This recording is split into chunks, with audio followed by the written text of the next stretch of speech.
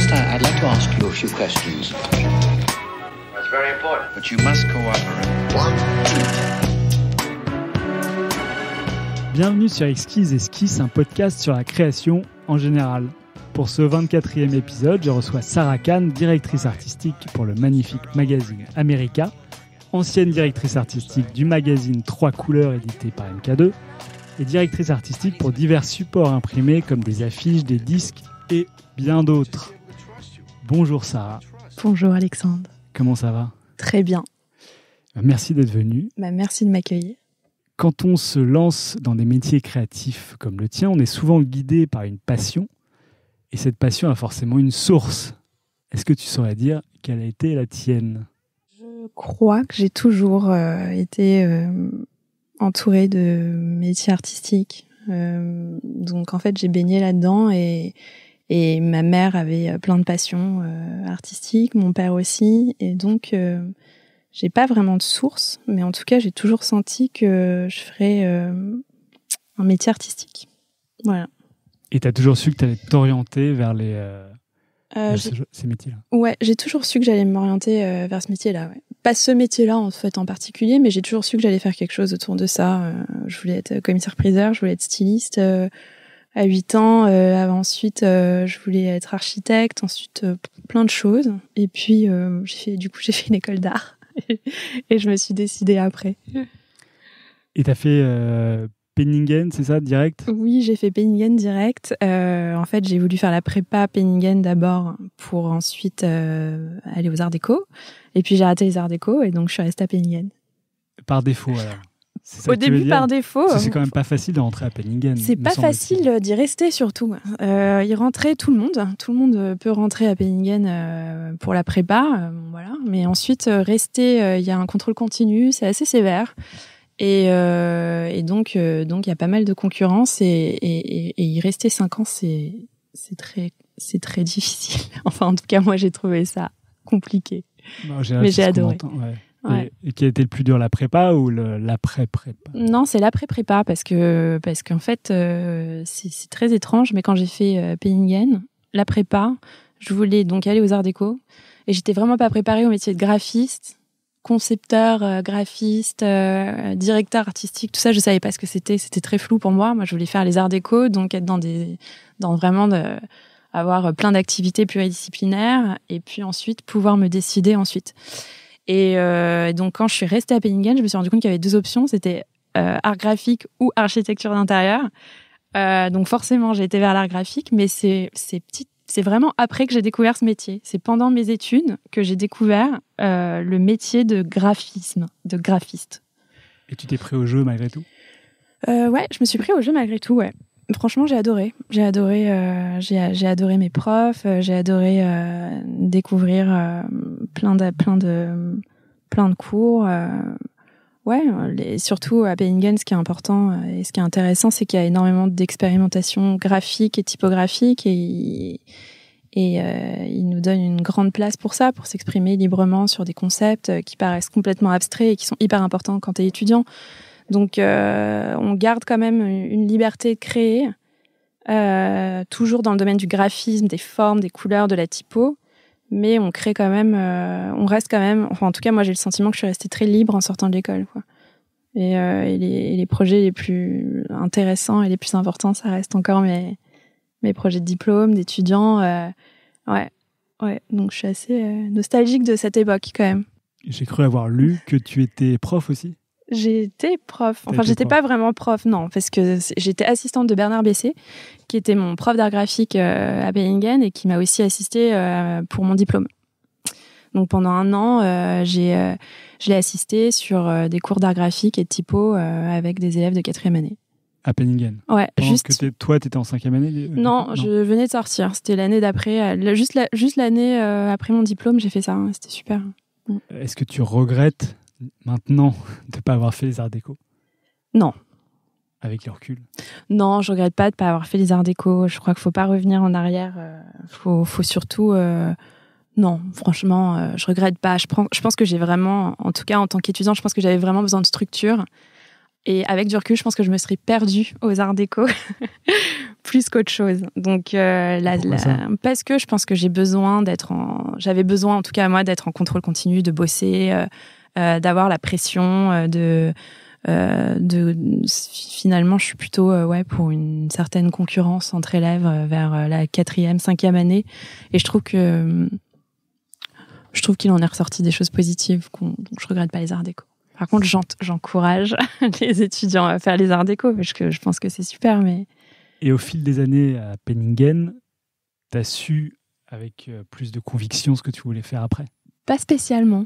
En fait, je savais pas trop. La seule chose que je savais, c'est que je voulais être indépendante. Donc, et c'est encore un métier pour moi, être indépendante, parce qu'il y a plein de choses à gérer toute seule au quotidien. Je savais que je voulais pas rentrer dans une agence de pub, dans une agence tout court pour quelqu'un. Je voulais vraiment... Et qu'est-ce que tu voulais là-dedans? C'était ta liberté? Ouais, je voulais complètement être libre et pouvoir décider de mes projets, décider de mon temps, décider de mes créations, et voilà, je voulais vraiment me donner ça, quitte à ce que ce soit difficile au début, mais c'était impensable pour moi de rentrer dans une agence. Vraiment, d'ailleurs, ça s'est pas fait. Voilà. T'as jamais fait d'agence? Jamais fait d'agence. J'ai fait une journée dans une agence et qui devait durer, qui était une mission de 3 semaines. Ça a duré une journée. Ah ouais, même pour 3 semaines, t'as pas tenu? Non, j'ai pas tenu. Et est-ce que tu saurais analyser la raison aujourd'hui pour laquelle l'agence ça t'a pas plu? Ah bah, je pense que déjà il y avait un mauvais choix d'agence. Je suis arrivée dans l'agence, on m'a demandé de faire un packaging pour une huile d'olive et mettre des diamants sur la bouteille. Donc là, je savais que je m'étais trompée d'agence, de projet, de mission. Il y avait un malentendu, mais parce que c'était du packaging? C'est pas parce que c'était du packaging, c'est parce que j'ai même pas été formée pour ça. Et c'est là où on en revient à Penningen, c'est que ça nous forme vraiment à travailler sur des projets. À avoir une vision globale de projet, de direction artistique. Et là, on me demandait d'être presque... de faire vraiment une exé sur un truc hyper technique en plus, donc que je savais pas faire. Et je me suis dit, si c'est ça, être graphiste dans une agence de pub, c'est sûr que ça sert à rien que je reste, quoi. Enfin... J'ai déjà des a priori, et là, ça les confirmait, quoi. En fait, ouais, ça les confirmait. Mais je pense qu'il y a de très bonnes agences de pub et de très bonnes agences de design, et je bosse avec certaines agences. Donc, je suis pas en train de dire c'est une catastrophe, mais juste, moi, je peux pas être salariée dans une agence, en tout cas. Finalement, tu es une petite agence. Je suis une petite agence. De freelance. Puisque tu fais le travail Après, une agence va avoir des concepteurs-rédacteurs, des gens peut-être bien sûr. Des planeurs stratégiques, comme on dit, que tu ne fais sans doute pas. Non, on se fait plein d'amis. Quand on est directeur artistique, on travaille avec plein de gens différents, des concepteurs-rédacteurs, des graphistes, des techniciens, des web designers, plein de gens avec qui on travaille, mais donc ça forme des petites familles sur des petits projets. Et c'est à chaque fois des petites agences différentes. En tout cas, moi, c'est comme ça que j'aime bien travailler, d'ailleurs. Donc, Et c'est comme ça que tu as commencé directement après avoir essayé cette agence pendant un jour. Tu t'es dit le lendemain, il faut que je m'en aille, il faut que je fasse freelance. Et comment s'est passé tes premiers pas? Comment ça s'est passé? Parce que c'était assez abrupt, en fait. Oui, ça a été très rapide. C'était en 2008 et j'avais fait un diplôme sur les outils informatiques que j'essayais de remettre Alors c'est compliqué, hein, ça remonte à loin, mais en fait j'avais fait un livre qui s'appelait L'étoile humaine et qui décryptait le zip, le copier-coller, plein d'outils informatiques comme ça que j'essayais de rendre un peu plus poétique, un peu plus tangible et tactile dans la vie réelle, donc en papier, en illustration, en photo. Donc c'était déjà un petit livre, donc c'était un projet d'édition, mais qui montrait plein de références, photos, typos, mise en page, etc. Et donc je l'ai mis sur je l'ai envoyé à plein de blogs de design à l'époque. Et ça a fait pas mal le tour de plein de petits blogs. Et puis ensuite, j'ai commencé à l'envoyer à des clients. Voilà. Et donc. C'est quelque chose que tu t'avais construit toi-même? Oui, c'était quelque chose que j'avais construit toute seule. Et puis, c'était mon projet de diplôme. Donc, il y avait vraiment un concept. C'était un projet de 3 mois, réfléchi. Et voilà. Et ensuite, il y a eu des clients qui sont venus me voir, des premières missions un peu plus petites, des petites pochettes d'albums, des lookbooks pour de la mode, des petites identités logos, etc. Et puis, voilà. Petit à petit, j'ai trouvé des clients. T'es pas passé par Instagram, les réseaux sociaux et les choses Mais il n'y avait pas Instagram. C'était en 2008, Alexandre. Il n'y avait pas Instagram, il y avait MySpace, il y avait plein de blogs, en fait. C'était l'essor des blogs, de design surtout. Alors qu'aujourd'hui, ce serait Instagram, et c'est ça qui est intéressant. Mais avant, il y avait plein de blogs. Et du coup, tous les étudiants, on était à fond sur des sites de design. Et aujourd'hui, du coup, tu as monté ton studio. Sarah Khan Studio. C'est un petit studio. C'est un studio. Bah oui, c'est un tout petit studio. Unique. En fait, tu es freelance en tant que studio. Ah oui, je suis complètement freelance en tant que studio. Après, dans le studio, on est 3, 4, 5 en fonction des projets. Ouais. Je travaille avec un graphiste.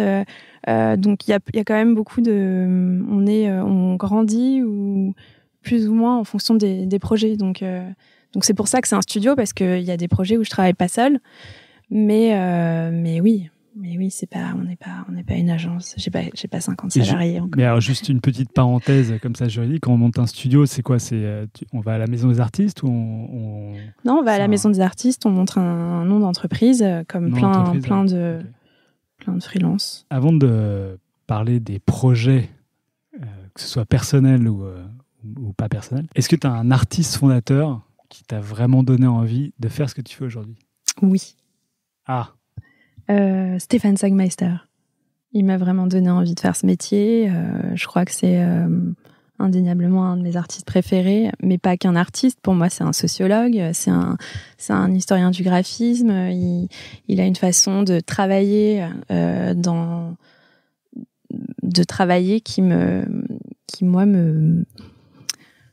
m'intéresse beaucoup et dont je m'inspire beaucoup. Il a la chance de prendre une année sabbatique tous les 7 ans, je crois, pour se renouveler, pour renouveler son œil, pour renouveler son travail. Il se remet énormément en question. Il a gardé une patte plastique et graphique qui est constamment présente dans son travail. Et donc, je trouve que voilà, il fait des expos sur la joie de vivre. Enfin, pour moi, c'est à la fois un graphiste, un artiste, un directeur artistique que j'admire. Alors c'est vrai qu'il a fait une expo sur la joie de vivre. Tu penses à celle qu'il a faite à Happiness, avec Lyric. Et pourtant, quand on voit ses vidéos, parfois on se demande si vraiment la joie de vivre est là. Mais ouais, c'est vrai. Ouais, mais c'est vrai qu'il a une démarche intéressante sur. En fait, il l'a expliqué dans plein de livres. Il fait des TEDx, des choses comme ça sur ça. Et aujourd'hui, il est associé à Jessica Walsh. Jessica Walsh. Ouais. Walsh, pardon. Oui. Bah lui aussi, finalement, c'est une petite agence parce que ils sont 2 et ils bossent avec plein de monde à côté et ouais, voilà. C'est aussi une de tes inspirations, Jessica Walsh? Non, pas du tout. Jessica Walsh, c'est pas du tout une inspiration pour moi. Okay. Jessica, j'aime bien. Enfin, j'ai du mal à. Si, en fait, ce qu'elle avait fait avec Timothy Goodman sur un livre qui s'appelait. Merde, je sais plus. 40 Days of Dating. Ça, c'était génial. 40 Days of Dating. Ça, c'était vraiment génial parce que c'était à la fois un blog, un réseau. Les gens suivaient petit à petit leur expérience. En fait, tout ce qui se rapproche de la socio m'intéresse en général. Et je trouve que son projet était super. Après, son travail personnel, j'avoue que je le connais pas trop. Je la suis pas, je sais pas trop. Son travail personnel, il est un peu mélangé avec Stéphane Sagmeister. Ouais. On ne sait pas exactement qui fait quoi. Non. C'est un mélange à 4 mains, on a l'impression. Voire même, on se demande si elle n'a pas pris le pas sur le travail de. Ouais, peut-être. Ça, je sais pas. Alors, pour commencer, est-ce que tu peux nous décrire en quoi consiste ton métier de directrice artistique, qui a été mis à mal d'ailleurs il y a quelques temps par le Gorafi, qui en a fait une piètre description. Ouais. Donc, c'était quoi la piètre description? Il disait en gros, si t'es feignant, fais directeur artistique. Ouais. Bah écoute, Après, je sais pas, peut-être qu'ils ont un peu raison sur...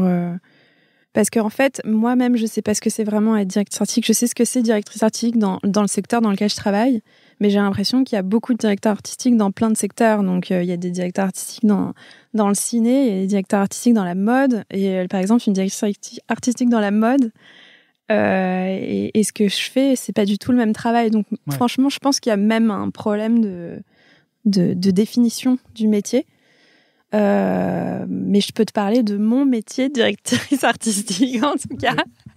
Et en quoi ça consiste.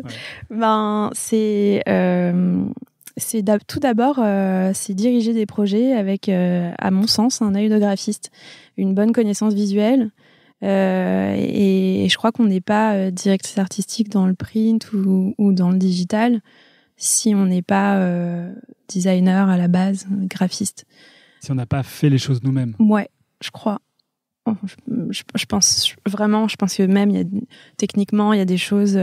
Par exemple, quand je briefe un illustrateur et je travaille avec un artiste, il y a des choses que je lui demande pas parce que je sais qu'elles sont pas faisables dans le temps. Il y a des choses techniques, je sais pas, au quotidien que j'ai apprises avec le métier. Donc, d'ailleurs, on n'est pas directrice artistique sans avoir un autre métier initial à la base, quoi. On devient directeur artistique après avoir pratiqué le graphisme. Ben, je pense quand même sortir de l'école et être directrice artistique directe, ça me paraît être très pompeux, très quand même... Parce qu'il y a beaucoup de gens qui se disent directeur artistique sans diriger personne. Est-ce que être directeur artistique, c'est penser à la direction artistique d'un projet ou c'est diriger des gens pour convenir à une vision ? Ben, c'est un peu les deux. C'est un peu diriger des gens, des artistes, des photographes, des équipes créatives pour un projet qu'on a pensé en amont pour le client avec qui on travaille, à travers déjà une présentation, un brief.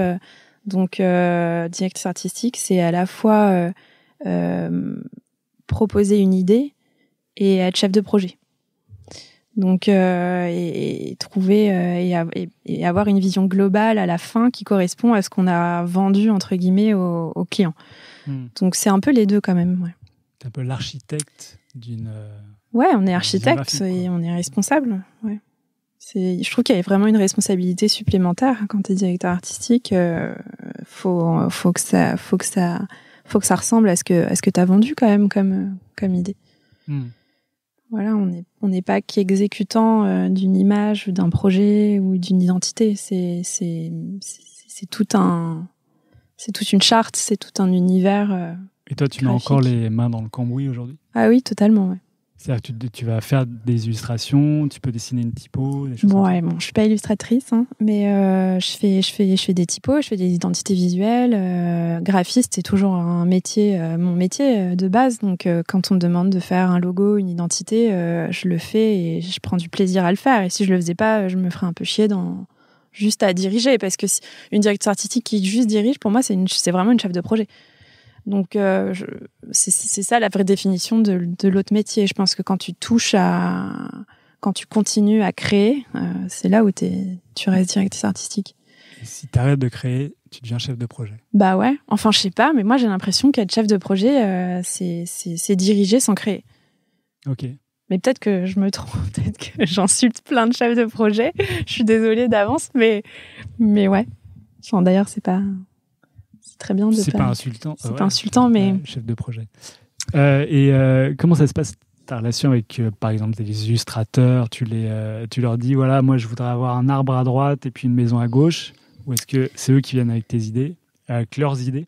Ça dépend déjà des supports sur lesquels je travaille. Si je travaille dans le print pour un magazine ou si je travaille pour une identité visuelle, c'est deux choses différentes. Sur le print, par exemple, qui est quand même le plus gros pour America, par exemple, en ce moment, je briefe des illustrateurs en fonction des sujets. Et surtout, les sujets, parfois, ils sont politiques ou ils sont humoristiques. Je sais pas. Donc, ça dépend des tons et ça dépend de ce que j'ai à de ce qui doit faire ressortir le texte et vraiment de représenter ça. Donc parfois je leur dis jamais d'ailleurs de mettre un arbre à droite et mettre du bleu dans le ciel. Si je le fais, c'est à la toute fin parce qu'on s'aperçoit que graphiquement ça fonctionne pas ou que la page d'après elle est bleue, donc on va inverser, on va changer les couleurs pour qu'il y ait plus d'harmonie et d'avoir surtout une dynamique dans le magazine qui soit plus cohérente. C'est là où on change vraiment les choses avec un illustrateur. Mais au début, j'ai un brief de base que j'ai pensé avec des idées et je lui demande par contre jamais de s'arrêter à ça. C'est-à-dire que s'il a d'autres choses auxquelles il pense et qu'il souhaite proposer, il est bien sûr dans le sujet, hein. Faut pas que ça s'éloigne trop, mais je propose une idée toujours à la base. Ouais. Tu fais pas comme le New Yorker où ces illustrateurs qui viennent chacun avec 10 idées et après ils ont 50 idées et ils en choisissent une. Bah non, parce que le New Yorker fait travailler 10 illustrateurs pour une couve, ce qui n'est pas mon cas. Donc, mais je sais pas s'ils sont tous payés. Ils en payent je sais pas. Franchement, je sais pas. Mais nous, on demande toujours 2 ou 3 refs, 4, 5 idées quand même. Mais pour une illustration. Tu choisis ton illustrateur et tu vas... Non, en fait, pas 5 parce qu'on n'a jamais le temps, mais on demande en tout cas 2 à 3 idées. Et ensuite, on se cale sur la meilleure idée et on travaille là-dessus. Et alors, les idées, tu dis qu'on n'a jamais le temps, mais les idées, elles doivent venir en combien de temps ? Ben, ça dépend. Les idées... Entre le brief et les trois croquis. Ben, là, j'ai la chance de travailler pour un trimestriel, donc on a le temps quand même. Je viens au début du mois et on boucle à la fin du mois. Donc, on a 10-15 jours pour travailler sur l'illustration. Si c'est une illustration, si c'est 5 illustrations pour illustrer une nouvelle ou un récit, là il y a plus de temps et je les préviens bien avant. Donc en général, on va dire minimum 1 semaine et max 3 semaines de travail. Donc ouais, c'est pas, on travaille pas dans l'urgence, mais on prend le temps quand même suffisamment. Et puis en fait, comme j'ai déjà choisi des illustrateurs en amont. On a déjà travaillé, enfin, on travaille pas avec eux, mais on les a déjà briefés, etc. Ils ont le temps quand même de réfléchir à plusieurs idées. On leur demande pas de faire 3 refs en une journée. Ça non. Bah justement, c'était ma question, quoi, parce qu'on avait l'impression qu'en une journée, il fallait pondre 3 idées qui peuvent être. Bah ça dépend. Il fallait original. Bah ça dépend si c'est ça dépend de la presse et des supports. C'est-à-dire que sur un quotidien, c'est normal que ça aille vite et c'est les aléas de la presse et c'est pas du coup les mêmes illustrateurs. On est plus sur des caricaturistes ou des gens qui travaillent extrêmement vite et les directeurs artistiques qui connaissent en fait leurs artistes et les illustrateurs qui travaillent vite, entre guillemets. Là, sur un trimestriel, on sait que ce qu'on demande, c'est quand même des illustrations qui prennent du temps. Donc, voilà. Léché et tout. Ouais, c'est... Ouais.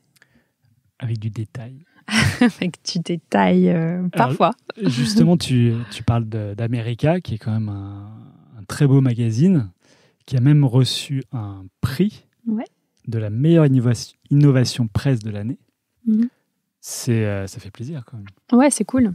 C'est super, on est content. Enfin, toute l'équipe est hyper contente. Ouais. Alors justement, vous êtes combien dans l'équipe ?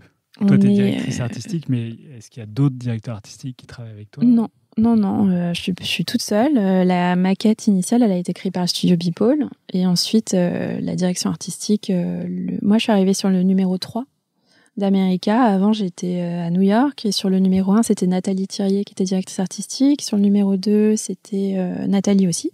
Et ensuite, je suis arrivée sur le numéro 3. Donc, je suis toute seule en DA. Il y a un graphiste qui travaille avec moi qui s'appelle Jean-Philippe Gras. Un rédacteur en chef, Julien Bisson, des directeurs de publication qui sont Eric Fotorino, François Bunel. On est...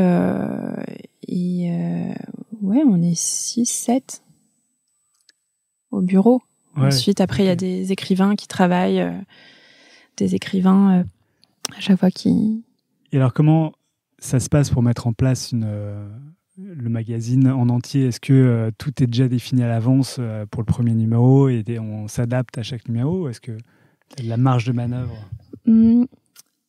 C'est-à-dire, tu parles de la charte graphique initiale comment tu mets en page une nouvelle tête En fait, c'est America, c'est un thème sur chaque numéro qui est différent. Donc, de toute façon, le sujet principal change. Là, je t'ai ramené le numéro sur Ladies First, donc c'est les femmes. Ensuite, on a travaillé sur la violence en Amérique, etc. Donc, en fonction des thèmes, il y a des tons et des univers graphiques qui rapidement s'installent. Et là, je peux changer, je peux proposer des mises en page différentes, etc. Une assez grande liberté. J'ai une assez grande liberté, tout en respectant la charte initiale. Moi, j'aime bien garder. C'est pas le festival des typos, on garde quand même la même grille. Mais par contre, on se fait plaisir sur chaque numéro, quoi. On propose des illustrateurs, des mises en page différentes. Les sujets sont très marqués, quoi. Donc forcément, après, on va s'inspirer d'univers graphiques, de toute la culture visuelle de la résistance américaine, de tous les grands moments. Donc il y a énormément de typos, il y a énormément de matière, il y a énormément de collages. Et donc tout ça, à chaque fois, on se fait des grandes planches d'inspi à chaque nouveau numéro et on rentre vraiment dans un univers différent, quoi. Donc c'est plutôt, c'est jamais le même numéro. Je pense pas. Oui. Non, ça se voit. On voit bien que c'est pas les mêmes numéros, mais après on se demande à quel point la liberté est là. Mais comment par tu peux contre, t'inspirer de ce qui existe déjà. On se renouvelle, on s'inspire. Mais par contre, c'est vrai qu'avant d'arriver sur le magazine, je prends 10 jours de recherche graphique, d'inspi, d'illustrateurs auxquels je pense en fonction de sujets. Je veux dire, c'est pas la même chose la violence que l'Amérique indienne ou les grands espaces américains. C'est pas les mêmes illustrateurs, c'est pas les mêmes photographes. Donc je prends quand même 10 jours avant de vraiment commencer à rentrer en maquette et en mise en page, pour proposer des nouvelles pages. Et je crois que tu ne peux pas faire appel à un illustrateur qui a déjà travaillé sur un ancien numéro d'America. Oui, ça c'est une règle de François Lunel avec qui je travaille et qui a raison, qui est exigeant, quoi. Mais c'est vrai qu'on travaille jamais avec les mêmes illustrateurs. Donc est-ce que ça devient pas difficile de les trouver ? Ça devient difficile, mais tu sais, America, c'est 16 numéros. Et après, ça s'arrête. C'est une collection. Ouais. Là, on en est au 8e. Pour l'instant, ça va. Et puis, après, peut-être qu'on n'aura pas le choix. Hein, je sais pas, hein, peut-être. Alors, ces 16 numéros qui correspondent à la présidentialité de Trump. Ouais, le mandat Trump. Le mandat Trump. Et donc, est-ce que tu sais par avance les thèmes qui vont être abordés dans chaque numéro ? Parce que ça me paraît difficile d'anticiper ce qui va se passer. Oui, je sais un peu par avance les thèmes. Après, America, c'est 16 numéros qui retracent le mandat de Trump à travers des grands auteurs et des grands écrivains américains. Donc, en fait, on va plutôt chercher dans des récits, dans des livres qui ont déjà été écrits auparavant, l'histoire de l'Amérique, ses failles, plein de choses qui fait que peut-être si on avait mieux lu l'Amérique, mieux lu la littérature américaine, peut-être que les Américains ne devraient pas voter pour Trump. En fait, il y a plein de choses qu'on retrouve dans la littérature des grands auteurs américains qui expliquent cette révolte, ce vote, etc. aujourd'hui. Donc, voilà. C'est passionnant de se replonger dans toute cette littérature. Super. Ouais, c'est leur grande idée. J'avoue, c'est la grande idée de François, c'est d'avoir, au lieu de faire intervenir des journalistes qui vont traiter de l'actualité au jour le jour du mandat Trump, il va plutôt chercher dans la littérature. Et donc, du coup, on traite pas vraiment des thèmes d'actu qu'on pourrait trouver sur tous les sites. Ladies First de politique. Ladies First, c'est quand même lié, par exemple, à ce qui s'est passé. Oui, bien sûr. Oui, c'est vrai. C'est vrai. Mais par exemple, la violence, c'était pas le cas. On a été chercher chez Stephen King ou d'autres auteurs. Mais là, le prochain, c'est pas le cas non plus. Je peux pas le dire, mais c'est aussi, ça a rien à voir avec ce qui se passe en ce moment. Donc voilà. Comment tu trouves ces illustrateurs ? Ou même c'est toute l'équipe qui va se constituer. Les photographes, il y a pas d'ailleurs il y a des photographes. Et je cherche. C'est mon job. Je cherche, je vais voir plein de sites, plein de livres. Évidemment, je vais sur Instagram, je vais découvrir des nouveaux artistes je vais aller voir ce qu'ils aiment, et s'ils aiment des nouveaux artistes et des illustrateurs que je connais pas, je vais aller les suivre. Je m'intéresse à toute la presse américaine aussi parce que c'est aussi important de faire travailler des illustrateurs américains et qui sont conscients de qui ont peut-être parfois un regard plus précis sur ce qui se passe dans leur pays ou dans leur état. Voilà. Donc je cherche tout le temps. Mais j'adore ça, hein. J'adore l'illustration. Voilà. Et quand tu dis que tu cherches des artistes et que tu vois qui ils suivent, donc c'est sur des réseaux sociaux, c'est genre Instagram.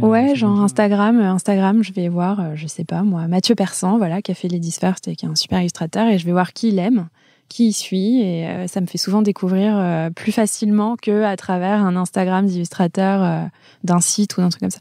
C'est parfois comme ça que je les trouve. Il y a un site qui référence beaucoup d'illustrateurs qui s'appelle Behance. Mm-hmm. Je sais qu'à une époque, tu allais pas mal sur ce site. Maintenant, tu vas. J'y vais jamais. Plus jamais. Non, mais je devrais, hein, mais je pense pas y aller. J'y allais sur 3 couleurs. Voilà, quand je travaillais chez MK2, je crois que c'était je cherchais beaucoup d'illustrateurs sur Behance. Et maintenant, je suis passée à Instagram. Je pense que. Non, mais c'est une bonne info pour ceux qui auraient envie de se faire repérer par un directeur artistique. Insta à fond. Insta, c'est le plus rapide. Donc Insta, suivre des illustrateurs et c'est ce qui va te plaire dans ce que font les illustrateurs, c'est surtout leur univers visuel directement. C'est-à-dire que plus ils ont de belles images sur leur Instagram, plus tu vas être... Non. Parfois c'est aussi plus ils sont engagés, ou il y a des tons que je cherche en fonction des sujets. Donc parfois je cherche quelqu'un qui a de l'humour, parfois je cherche quelqu'un qui a un ton très grave, parfois je cherche juste une illustratrice qui avec 3 traits va montrer une idée. Donc ça dépend vraiment des sujets. En fait, la recherche d'illustrateur, elle se passe en amont par la lecture des textes. Voilà. C'est vraiment. C'est la lecture des textes. C'est vraiment par le sens du texte qui amène le thème. Donc, on peut illustrer très bien des champs avec une belle montagne et mettre du grain. Si c'est pas ce que je recherche pour le texte, ça va pas forcément m'intéresser. Mais en tout cas, je le garde souvent. Ouais, je comprends. Mais du coup, tu es plus intéressé par un univers visuel dans un Instagram, quoi. Ouais, par un style, un ton, un style visuel, ouais. Tu as parlé aussi de MK2, le magazine 3 couleurs. J'imagine que la façon de procéder était un peu différente que pour America. Ouais, c'était complètement différent. Ça n'a rien à voir. C'était mon premier mag. Je suis rentrée... J'ai commencé à travailler sur 3 couleurs vraiment pratiquement quand je suis sortie de l'école. Ça a été vraiment mon premier grand client. Et eux, par contre, ils m'ont demandé de refaire une nouvelle formule, un nouveau logo, une nouvelle refonte. Donc, c'était un vrai challenge. Mais c'était aussi tout le début, vraiment le début, quoi. Donc, du magazine 3 couleurs. Non, le magazine existait déjà, mais c'était ma première expérience dans le print, ouais. Donc là, j'ai dû apprendre à briefer des illustrateurs, à rechercher des illustrateurs. Je me souviens c'était...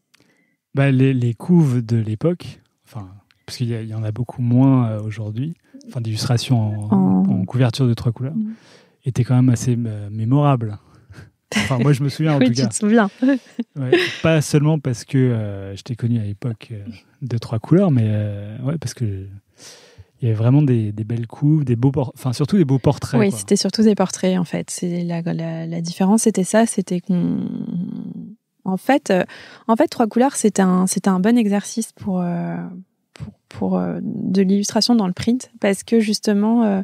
là, on pouvait travailler toujours avec les mêmes illustrateurs, etc. Mais par contre, c'était toujours un portrait. Et donc, dans le style et dans la façon de montrer un visage, ou qu'il soit reconnaissable ou pas, il fallait tout le temps trouver un style différent. Et on s'est quand même vachement marré. Ouais, on a fait pas mal on a fait toute une collection de portraits illustrés pour un magazine gratuit. C'était cool, quoi. Ouais, gratuit en plus. Ouais, gratuit. Ouais. Donc tu travaillais beaucoup plus pour un magazine gratuit. C'était un trimestriel aussi? Non, c'était un mensuel. Mensuel.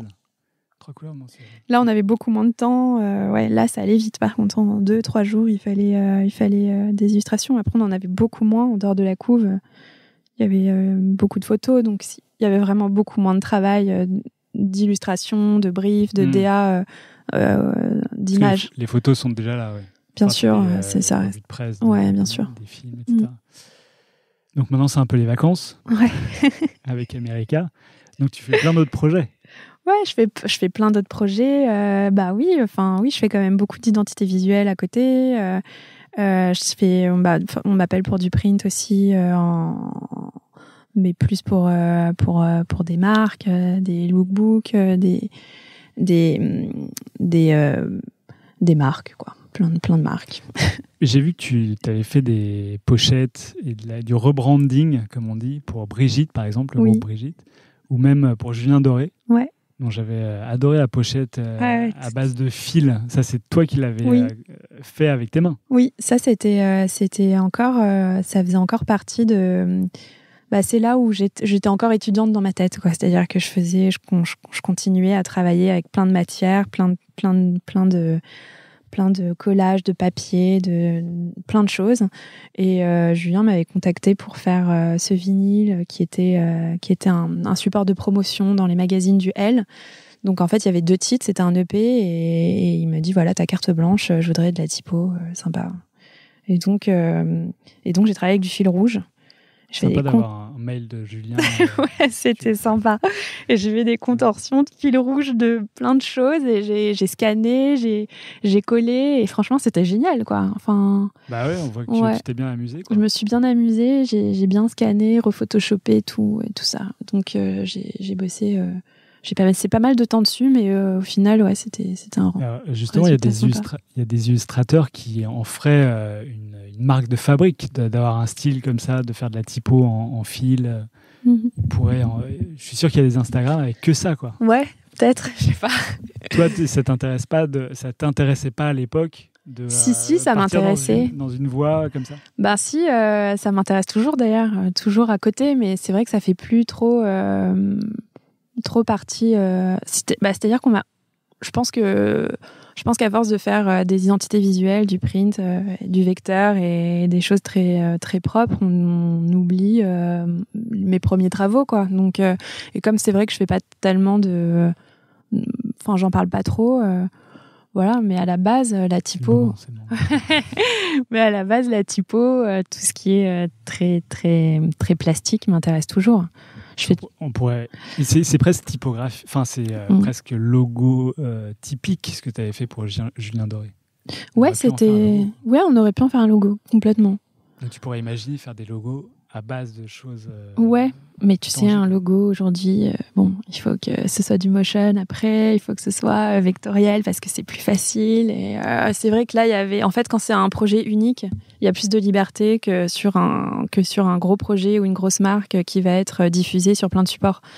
L'avantage de cette EP et de ce vinyle et de cette expérimentation typographique, c'est que c'était vraiment un one shot, donc c'était l'occasion de m'exprimer, quoi, graphiquement, différemment de ce que je fais aujourd'hui, mais pourquoi pas revenir là-dessus. Non, mais pourquoi pas, c'est vraiment un truc qui te manque aujourd'hui. Ouais, c'est vraiment un truc qui me manque. On se dit tout.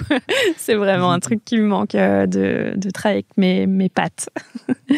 Et qu'est-ce que tu ferais avec tes pattes? Est-ce que ça sera de la peinture, des choses plus tangibles, comme je sais pas? Non, mais j'ai plein de projets perso à côté. Alors, je les finis pas forcément. C'est comme tous les projets perso qui sont dans plein de petits carnets qu'on a dans tous les coins de sa chambre. Et non, j'adore les illustrations pour enfants, les concepts de livres pour enfants. J'adore ce que fait Hervé Tullet avec ses peintures et ses fils et ses trucs. Et donc ça, c'est des inspirations aujourd'hui où je me dis tiens, j'adore. J'y réfléchis, j'y repense pas mal. Je fais pas mal de patterns aussi, d'imprimés, de foulards. Donc il y a plein de petites choses comme ça. Un jour, je vais toutes les assembler et voilà, ça va faire un projet. Et parce qu'à force de travailler avec plein d'illustrateurs différents aussi, tu peux avoir des idées. Je sais que tu avais travaillé avec Marie-Laure Cauchy, que j'avais reçue sur ce podcast. Et qui fait, elle, aujourd'hui, des livres... on peut dire pour enfants, mais en fait, c'est pour des enfants de 7 à 70 ans. Ouais, c'est clair. Marie-Laure, elle fait des super livres. J'ai Colorama dans ma bibliothèque Que j'adore. Non, c'est sûr, ouais. Bah oui. D'ailleurs, je me souviens Marie-Laure, que je connais bien, on avait pris un café, je lui avais dit mais comment ça se passe dans l'édition pour faire un livre. Elle m'avait vachement conseillé. Et je me souviens de ce moment où j'étais prête à passer de l'autre côté, puis finalement non, je suis restée. Et qu'est-ce qui t'a retenu alors ? Bah rien. Je pense que voilà, c'est pas du tout quelque chose que je vais pas faire, quoi. Mais pour l'instant, je bosse à côté, donc voilà. J'ai pas envie de dire j'ai pas le temps parce que c'est pas vrai. Donc, D'accord. Non, mais c'est intéressant parce que c'est honnête. Je le fais pas, mais j'y pense. Et donc c'est un peu une question un peu liée, mais est-ce que on peut parler de style quand on est directeur artistique ? J'ai l'impression qu'il y en a quelques-uns qu'on repère comme ça. Alors, je ne sais pas s'ils étaient vraiment que directeurs artistiques, comme Milton Glaser ou des gens comme ça. Milton Glaser, pour moi, c'est un vrai graphiste. Donc, pas un directeur artistique. Je pense pas. Mais si, par exemple, Étienne Robial. Ouais. Étienne Robial, il a vraiment un style. Ouais. Si, on peut parler complètement de. Et toi, tu penses que tu vas vers un style particulier ? Non, moi je pense que j'ai pas de style, vraiment. Après, est-ce que c'est à toi d'identifier si t'en as un ou pas ? Ben, je crois pas. J'ai arrêté de me prendre la tête avec ça. À chaque fois, mais c'est aussi la raison pour laquelle j'ai pas d'agent, parce que je pense que je suis dure à représenter par rapport à mes projets, quoi. Donc, j'ai pas vraiment de style, non. Mais ça existe des agents de directeurs artistiques ? Ouais, ça existe, carrément. Il y en a plein. Parce qu'on voit plus des agents d'illustrateurs. Non, ça existe. Il y en a plein. Tu peux en citer un ? Juste pour ma Monsieur l'agent, c'est un agent de directeur artistique. D'accord. Ouais. Donc après m'avoir dit que bon, tu t'aimais bien, tu aimerais bien faire des livres pour enfants, etc. Est-ce que tu as un objectif ultime ? Comment tu te vois à 70 ans ? Qu'est-ce que tu aimerais pouvoir voir de ta entre guillemets carrière à 70 ans ? Je sais pas trop. Oh là là, je sais pas. C'est hyper dur. Grosse question. Ouais, grosse question. Allongez-vous. C'est pour ça qu'elle arrive à la fin. Détendue. Écoute, je sais pas trop. Je crois qu'un livre, ce serait bien, quelque chose de très extrêmement personnel. Je crois un vrai projet. Le plus fier, ce serait un livre. Un livre ou non, mais sortir vraiment. Sortir quelque chose qui est fait avec mes tripes, avec mes passions personnelles, avec lesquelles que j'ai en tête, et ça j'aimerais bien, ouais. Et ça serait un livre destiné aux enfants ou plus aux adultes ? Oui, l'univers des enfants, je l'adore parce qu'il est naïf et libre, donc voilà, et puis il se prête forcément facilement au graphisme. On parle beaucoup de livres jeunesse, mais en réalité, il y a beaucoup de thèmes abordés pour les enfants qui s'adressent aux adultes. Ouais. C'est juste qu'il y a des illustrations. Ouais, non, c'est même pas des illustrations propres, c'est plus des expérimentations et pouvoir faire découvrir quelque chose à un enfant. Voilà, des formes, des idées, une passion. Ça, ce serait pas mal, ouais. Si j'arrive à faire ça, c'est cool. J'ai l'impression que tu as déjà des idées en tête, ouais. Vu que tu as déjà tes carnets remplis. Ouais, j'ai déjà des idées en tête. C'est autour de l'écriture. Une autre grosse question, est-ce que tu es prête ? Ouais. La réussite, c'est quoi pour toi ? Oh merde. La réussite, c'est de se réveiller le matin et de se dire qu'on fait ce qu'on aime et qu'on est libre. Libre, j'ai l'impression que c'est quelque chose de récurrent quand même. Bah ouais, parce que je pense que c'est ça. Ouais, en tout cas, de se réveiller le matin en se disant qu'on fait le bon choix, on a fait des bons choix et qu'on est heureux de faire ce qu'on fait, quoi. D'ailleurs, en parlant de liberté, est-ce que tu t'autorises à voyager beaucoup ? Parce que j'ai vu que j'ai vu que tu étais partie à New York longtemps, faire des allers-retours, travailler là-bas, revenir, retravailler là-bas. Ouais, je suis restée presque un an à New York. C'est le genre de liberté que t'attends. C'est exactement ça. J'avais envie de découvrir d'autres... une autre ville qui m'inspirait depuis longtemps, mais j'avais envie de découvrir d'autres personnes, de travailler dans un autre environnement, J'avais soif de rencontres, j'avais envie de découvrir d'autres choses. Et c'était vraiment bien.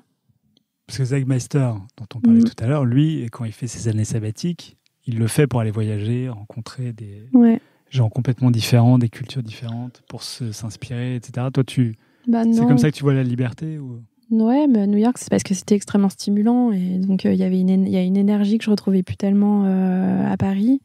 Et je crois que j'avais besoin de remettre un peu la machine en route, de retrouver cette passion, de rencontrer des gens qui étaient passionnés et qui bossaient beaucoup. Et du coup, ça m'a vraiment réveillée, en fait. Quand je suis rentrée à Paris, j'étais heureuse. Mais oui, c'est ça, je pense, la réussite. Et d'être aussi sincère avec les projets sur lesquels on bosse. En ce moment, par exemple, je réfléchis à comment je peux travailler sur des projets plus responsables, plus engagés, choisir les clients avec qui on peut travailler, avec qui on doit travailler pour un monde meilleur. Ça, c'est des questions que je me pose en ce moment. Donc, et qui font peut-être partie d'une potentielle réussite plus tard, à 70 ans. On se dit, ouais, j'ai travaillé pour ça et ça a aidé à faire ça. Et c'est cool. Mais... De changer un peu le monde.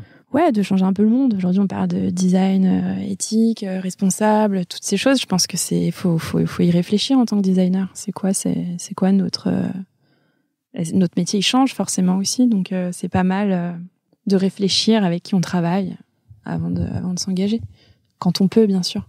J'imagine que si tu as des envies de livres, t'es parfois confronté à la page blanche. Bien sûr. C'est pour ça que je l'ai pas fini. Je l'ai presque fini, mais c'est compliqué, la page blanche. On a une info, c'est presque fini. Ouais, il y a une idée sur laquelle je travaille depuis longtemps, donc il faut que je clean tout ça, et pour l'instant, j'en suis pas fière parce qu'il y a des pages blanches. Bien sûr, ça arrive tout le temps. Et comment t'arrives à passer outre ce manque d'inspiration, si on peut appeler ça comme ça? Je laisse de côté. Voilà, je sais pas si c'est un super truc. Je le laisse. En fait, je me flagelle. À dire ça. Je me flagelle pas sur une idée si elle vient pas. J'ai arrêté d'être. Je trouve que c'est très frustrant de vouloir continuer à essayer de sortir quelque chose quand ça vient pas. En général, faut le laisser de côté, faut aller marcher et puis ça reviendra. Et si ça vient pas tout de suite, c'est pas grave. Et alors justement, si ça revient pas tout de suite, est-ce que tu as peur que ça ne revienne jamais ou pas? Non, j'ai pas peur que ça revienne jamais. T'es confiante en l'avenir et dans ton inspiration? Oui, franchement, je crois. On dirait pas, je crois. Mais oui, quand même. On dirait pas. Non, mais parce que c'est vrai qu'il y a des projets que je laisse de côté souvent, personnels, donc. Mais j'ai pas. En tout cas, je suis optimiste pour les finir et pour. Si tu les laisses de côté, c'est que tu es optimiste. Si tu n'es pas optimiste, tu les jetterais. Non, bien sûr. C'est plus l'inspiration. Non, forcément, elle vient pas tout le temps. Donc bon. Faut faire avec. Ouais. Et alors, est-ce que tu sais d'où vient ton besoin, ton envie de créer? Je crois que si je crée pas, je m'ennuie. Ça, je sais pas d'où ça vient, mais en tout cas, dès que je m'ennuie, j'ai besoin naturellement, spontanément, c'est la création qui vient tout de suite. Je vais commencer à faire des trucs avec du papier, avec du machin, des photos, plein de petites choses du quotidien, et voilà. Tu t'es jamais dit à un moment donné, qu'est-ce que j'aimerais bien ne pas avoir à réfléchir à toutes ces choses et à me poser, à chanter tout ce besoin de créer? Non. C'est vraiment un truc qui sort naturellement. Ouais, c'est vraiment un truc vital même, parce que sinon je trouve que ce serait un peu triste, quoi. La liberté, le besoin vital, tout ça, c'est tout est assez lié, quoi. Ouais, bien sûr, mais surtout de constamment se remettre en question, de se renouveler. Je crois que c'est aussi pour ça que j'ai pas de style particulier, c'est qu'il y a plein de choses qui m'intéressent. Donc comme je suis curieuse et je m'intéresse à plein d'artistes et je travaille aussi avec plein d'artistes, forcément ça me nourrit au quotidien et je me dis tiens, ça c'est cool et il y a tellement de trucs qui sont cool. Donc, du coup, t'es tout le temps en train de te remettre en question et de créer ou... Alors, on arrive à la dernière question du podcast. Est-ce que tu as... Qu'est-ce que tu penses du futur ? Vas-y, aide-moi pour la dernière question. Qu'est-ce que tu penses du futur, ouais. Non, mais ça, tu as déjà répondu en plus, tu vois. Est-ce qu'il y a un livre ou un objet culturel, enfin, film, musique, jeu vidéo ou quoi, qui t'a marqué ces derniers temps ? Oh là là, il y a plein de choses qui m'ont marqué, mais une en particulier, le film Get Out, il m'a vachement marqué, visuellement, graphiquement. Le cinéma me marque beaucoup. J'aime bien le cinéma. J'ai fait une affiche de ciné il y a pas longtemps pour un court-métrage. Au-delà du cinéma, tu as même fait la direction artistique de Cinéma Paradiso. Oui, c'est vrai. J'ai fait la direction artistique du festival Cinéma Paradiso, dont l'affiche de la première édition avait été créée par Marie-Laure Cruciforme. Donc, ouais, j'adore ça. J'adore le ciné. Mais une œuvre en particulier, non. Dernièrement, j'ai été à Anvers et j'ai adoré cette ville. J'ai découvert l'architecture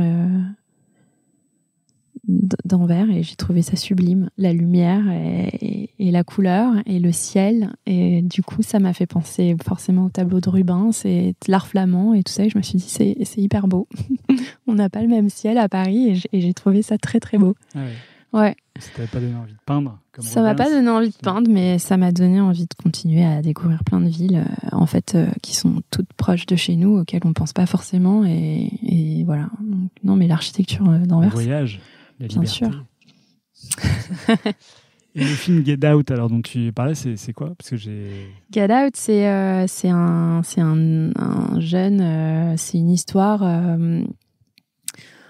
Comment résumer Get Out ? C'est l'histoire d'un jeune noir qui vient passer le week-end chez sa petite amie qui a une famille blanche, américaine et bourgeoise et où plein de choses vont se passer assez surprenantes.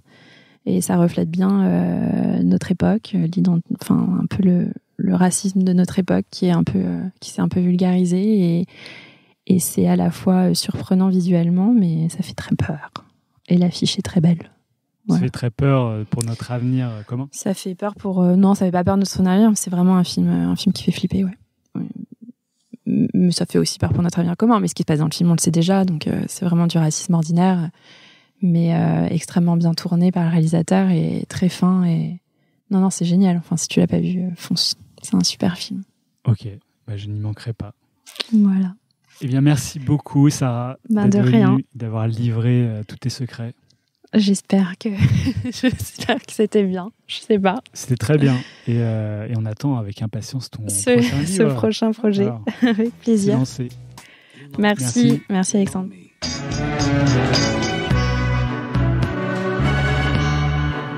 Voilà, c'est fini pour aujourd'hui. Si vous êtes arrivé jusque-là, c'est que l'épisode vous a sans doute plu. Alors n'hésitez pas à le partager, en parler, le commenter.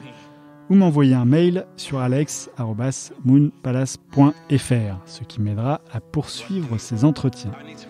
Merci et à dans 2 semaines pour un nouvel épisode. Ciao. I absolutely refuse